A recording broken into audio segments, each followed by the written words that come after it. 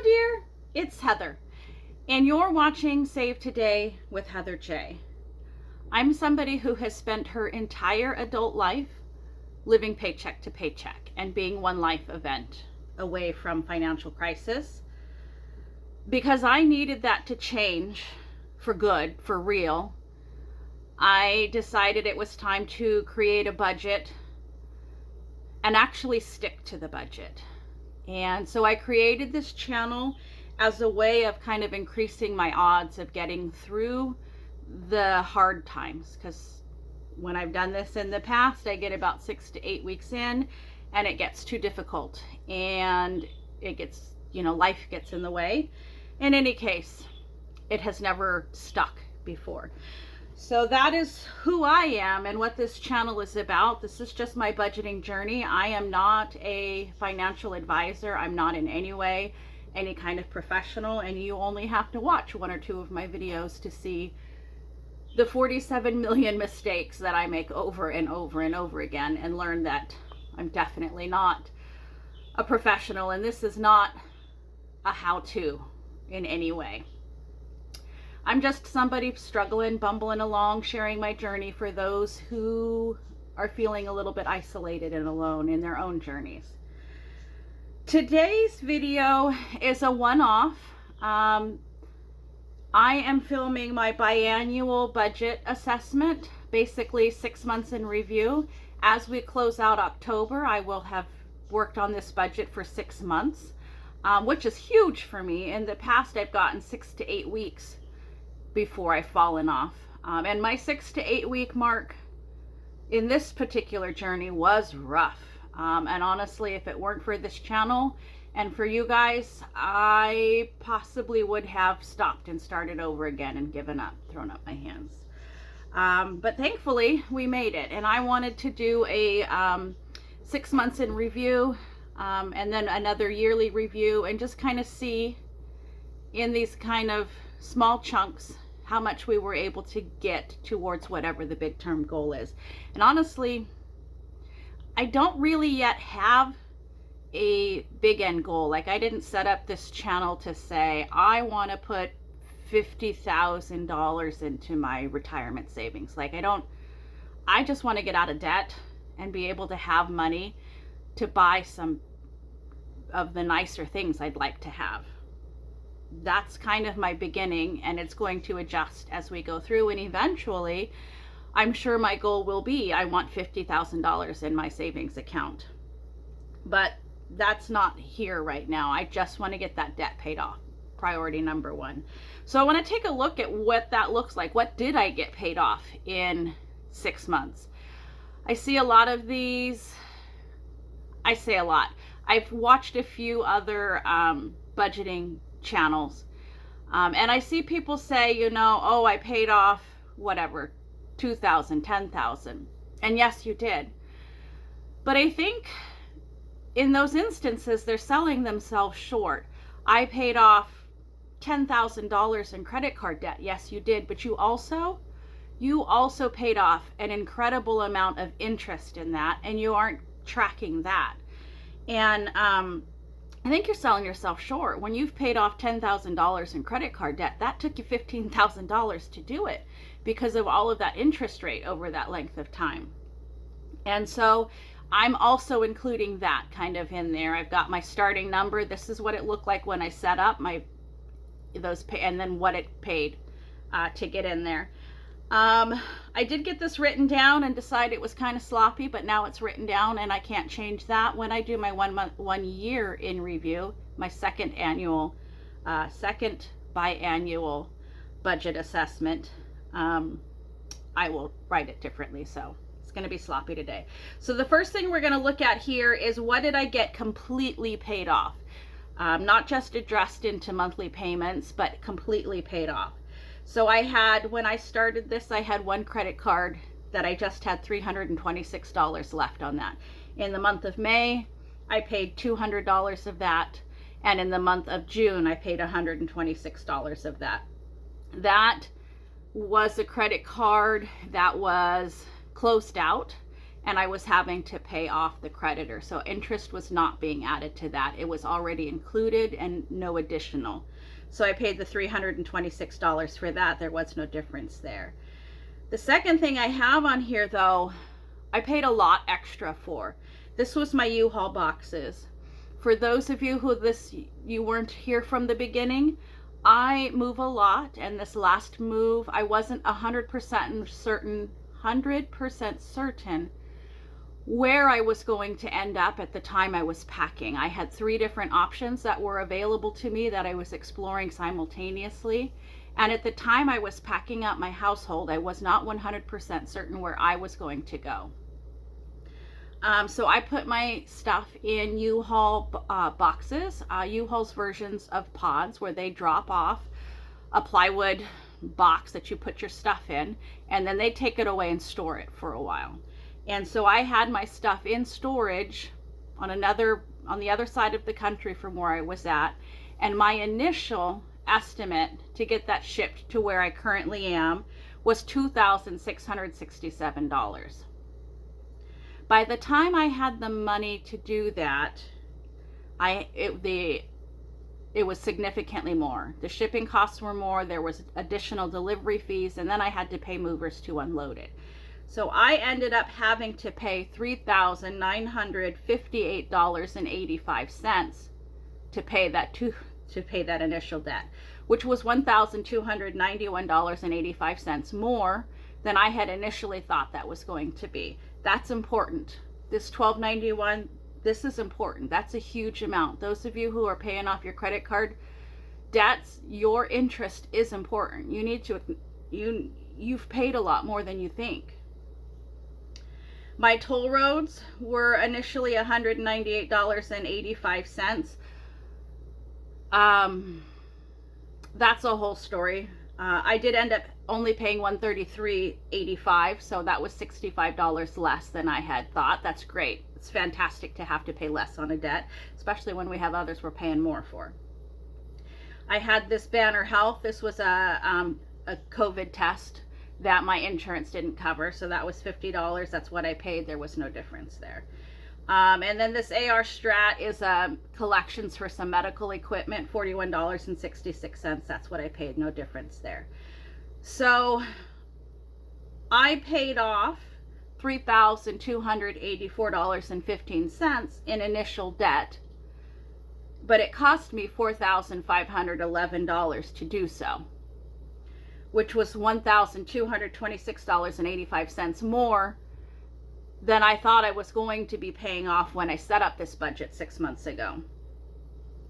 That's huge, you guys. In 6 months, I've paid $4,500 in debt. That's like, oh, I should have done that math earlier. That's, $700-800 out of my monthly income, which is only $2,400. That's a third of my income that I've been able to spend on getting some debts done. That's huge, fantastic. And I'll take it. I need to see those wins. And I feel like twice a year is a good time to take a look at that. Then over here on this side, I did this back and forth thing on here, which is, I thought was cute till I saw it, and then it's not. So I still have in payments. So these are things that were on my initial list that I am making payments on and have paid some down in, but are not yet completely paid off. So for me, these no longer stay on my debts and desires at the end of the month. They don't carry over month to month because they're now part of my monthly bills. So they don't live in 2 different spots in my schedule. So credit card number 2. This credit card I thought had been paid off several months prior to me even setting up my budget. And I apparently made an error that cost me having to repay that bill. So this one showed up for me in June at $1,273.70. I have so far paid $650 of that. I have another $623.70. This one, same with my first. This is not a current credit card. So I don't have interest building month after month in that I would have to include as my overpayments. That interest is already built into this final total, and that's what I'm having to pay. So I'm about halfway done with that one now. And as that sits in my calendar, it should be wrapping up the last little bit in February, unless I do something to make larger payments prior to that. And I have this bill that I call my old rent, $709. I have so far paid $220.80. And hold on, I had some math with that. I have my chicken scratch set here to the side.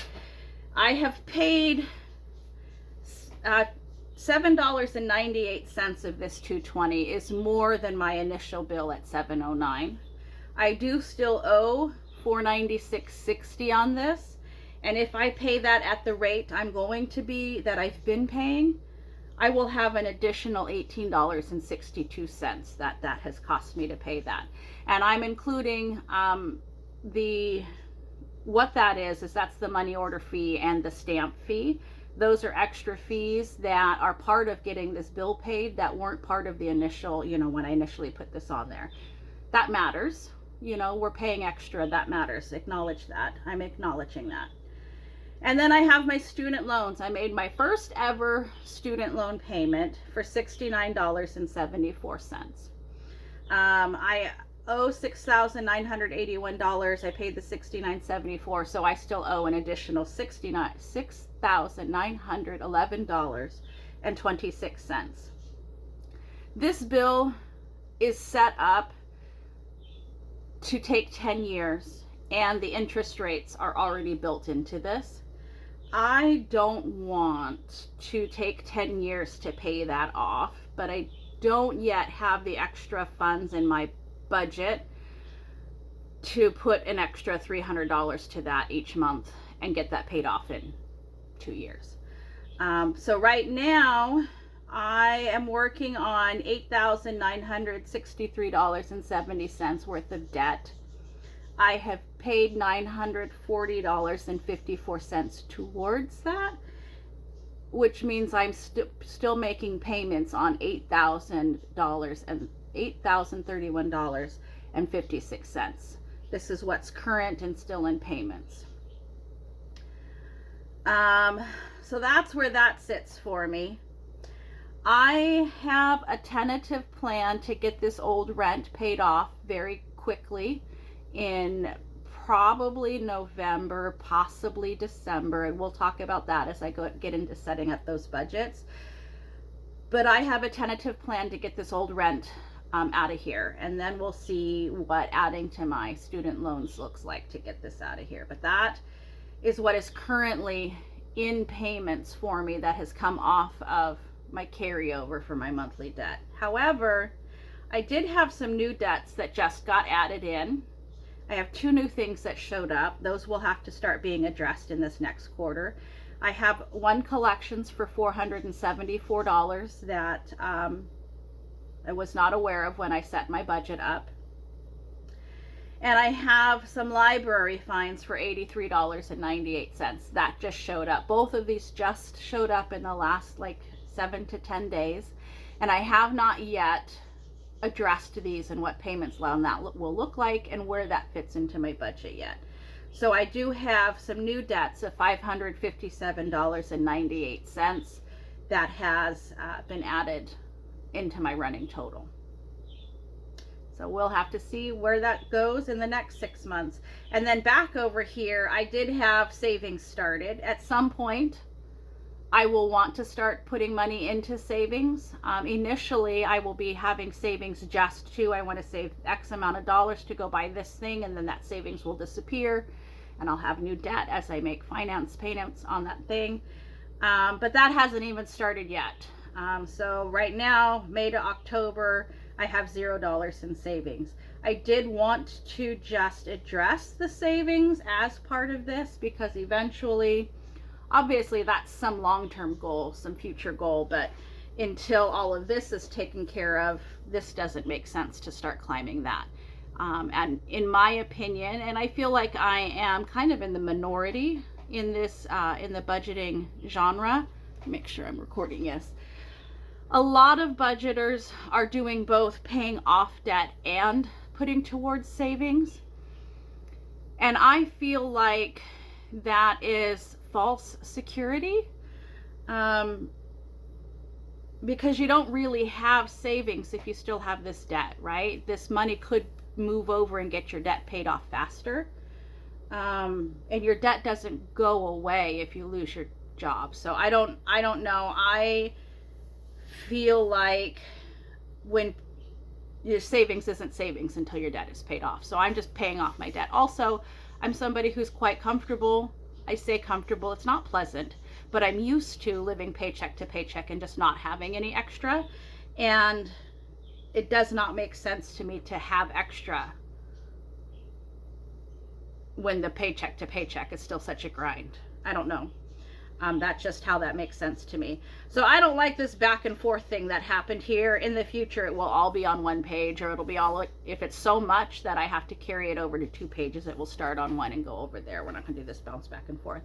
That's probably neither here nor there, but it's what made sense in my head. So I feel pretty good about that. I have paid, well, between what's completely gone and what I've already made payments on, I will have paid 4, 9, 13, about $1,400. $5,400. That's what I'm trying to say. You know, I've paid almost $1,000 a month to get that taken care of. When my debts are gone, and when I have that extra money just in my account, heck yeah, this will be flying. But it's not there yet. So I really want to see that.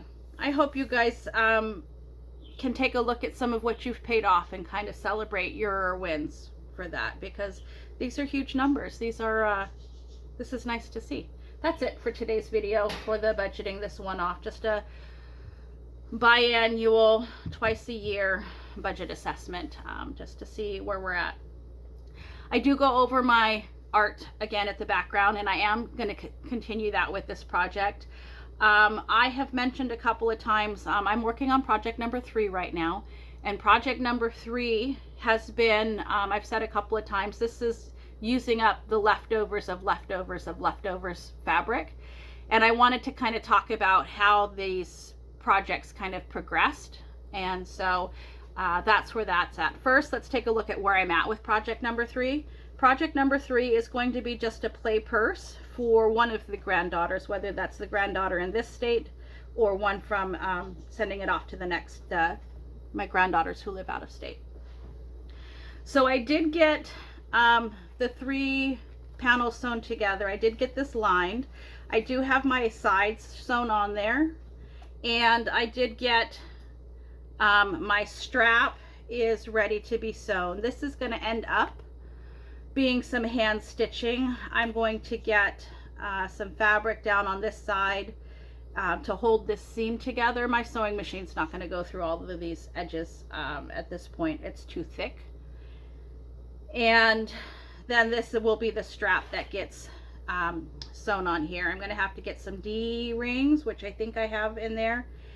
And so that's where this project is at. It's come a long way pretty quickly, and I think we'll have this done. I only have 4 or 5 more days left on this month, so this project should be wrapped up there. So that's where this sits as we're moving forward.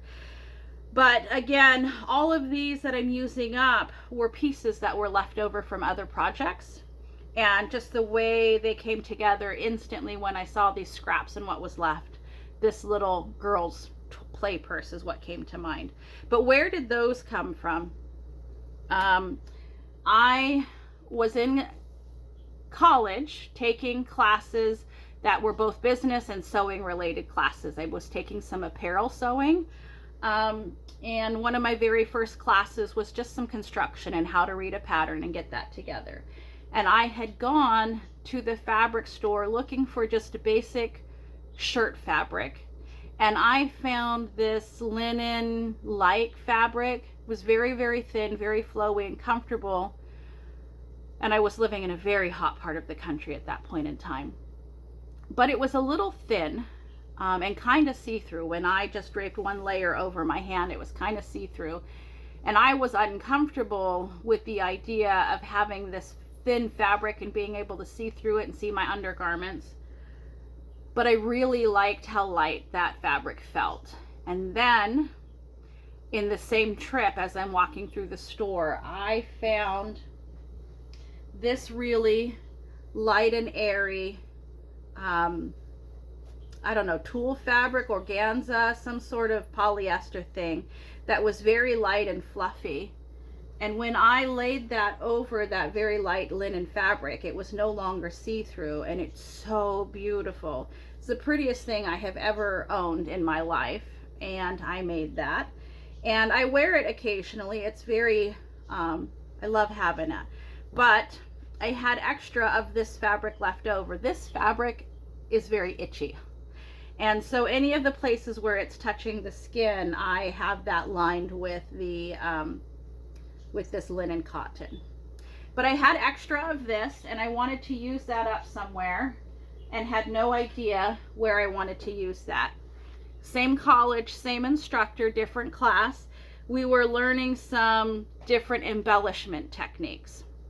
And in one of those techniques, we were to take a piece of fabric and lay ribbons and things. We were working with mini irons and some foils and stuff. And so you lay all of these embellishments down and put this plastic overlay that you iron on top of it, and it like seals it to the fabric. And I don't know the technical terms. I don't know the name of that fabric. But that's where this fabric is left over from. I had one friend who was doing some quilting, and she gave me a whole chunk of this fabric. She'd been working on a huge project. By the time she was done with that huge project, she was absolutely sick of looking at this fabric and gave it to me. I'm here to tell you, this girl loves a good batik, and I was thrilled to have this. So this, I had such a large piece. This is what the underlay of this fabric is, and then now you can see now the overlay of that pink organza. So initially I had this big, like 2 foot by 2 foot sheet, maybe 18 inches by 18 inches, I don't know. And I cut a big portion of that out that had the best pieces on it, and I used that for this bag. This bag is called, the pattern is the Sew Together bag by Sew Demented. And so that is the outer layer of this bag here. And so this is a sewing bag. You've got your big zipper that goes over, and then you have 3 zipped pouches in here. I have a needle pin pillow and a thing in here, and all of these. And inside these are the different colored fabrics and the different zippers to go with. So I've got just all of my stuff in there. And so this, all these pieces stayed together in this bag when this project was done, because I've told you that's how I do that. I keep my scraps together until the project is done. And so that is what's left now of that. And these are these different colored fabrics. I am probably not going to be using these fabrics. I thought potentially for the binding on this bag, but I think I'm just going to use more of this and not have a bunch of competition for colors, just like I used more of that for the lining in there. So that is what my leftovers of my leftovers of my leftovers have come to be. That's where this project came from.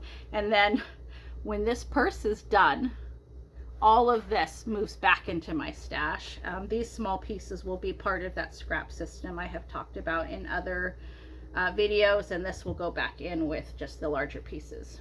I never really have giant pieces. I'm not somebody who buys fabric by the bolt or by the yard. I did line all of these pieces for the handle and then ultimately fold it in on itself. So lining the handle pieces was kind of wasted time, but I didn't know that until I tried that. These pieces here are the same, more of this, it's the same size, 1.5 inches wide. But by the time I got this piece sewn to the front and back of that took a lot of the width out. And the only way I'm going to get this to attach now is to have that be smaller than that, because now it's too large. And it's a nice squishy handle. But it's too thick for my machine to go through, especially here where I had to attach two pieces together. Basically on each end of this I attached more pieces because this by itself was too short of a handle. So anyway, that's where that's at. That is going to end up being it for today's video. I do have my week 4 check-in, or week 4 flexible spending, and my paycheck number 2 for October closeout, as well as closing out the month as a whole. And then I have my, you know, my positive look back at all the positives that happened. So 3 or 4 more videos over the course of the next like 4 or 5 days, and then this is it's all done. It's all done. Thank you for hanging out with me for this weird kind of one-off where things are a little bit bouncy, and I will see you in a couple of days. Wherever you are, whatever you're doing, please have fun. Bye-bye now.